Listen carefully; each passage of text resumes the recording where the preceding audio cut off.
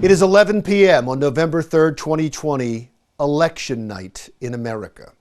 CNN is the first to declare that Donald Trump has won re-election in a landslide. 408 electoral votes for Trump, 128 for Democratic presidential nominee Joe Biden.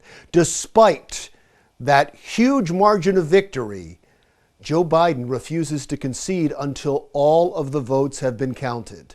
Election day turns into election week, with state board of elections across the country trying to count a mountain of mail-in ballots. After a week, Joe Biden is declared the winner. And now it is President Trump who refuses to concede, saying the election was rigged. And then the inevitable happens. Supporters on both sides violently clash in cities across America. Now, America is not only divided, it has been ripped apart. All I have described is more than a nightmare scenario. It is very possible, even likely. A recent CNN poll shows that 87% of Trump voters say they're going to vote in person.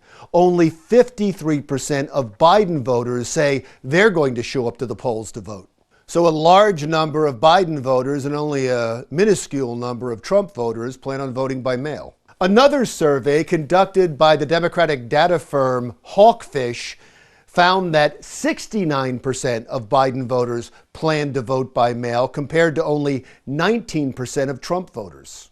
Because of the pandemic, mail-in voting is supposed to crush all records, with tens of millions of ballots expected to show up with a postmark. Recording of all those ballots is complicated because only 16 states, the ones that are shaded in green and yellow, are you allowed to count the ballots before Election Day. In all of those other states, those 34 states, the law says you can't count mail-in ballots till after the polls close. States like Florida, Pennsylvania, Wisconsin, and Michigan, battleground states that are expected to decide the election. Both campaigns have already assembled teams of lawyers to be sent across the country to oversee the counting of mail-in ballots. In other words, take the debacle that was the post-election night counting of ballots in the 2000 presidential election in Florida and multiply it by about 20. If about now you're starting to feel the symptoms of a political post-traumatic stress disorder with images of hanging chads dancing in your head, you're not irrational. In the hawkish data firm's model, they believe that only 15% of the mail-in ballots will physically be able to be counted on election night. And then 4 days to 7 days later, when all of the mail-in ballots have been counted, with most of those mail-in ballots being Biden voters, the results will flip. And Joe Biden will be announced the winner, with 334 electoral votes to 204 for Donald Trump. With the current polls and laws, again, this is more likely than you think. Given all of the lawyers preparing themselves for this scenario, there will undoubtedly be lawsuits.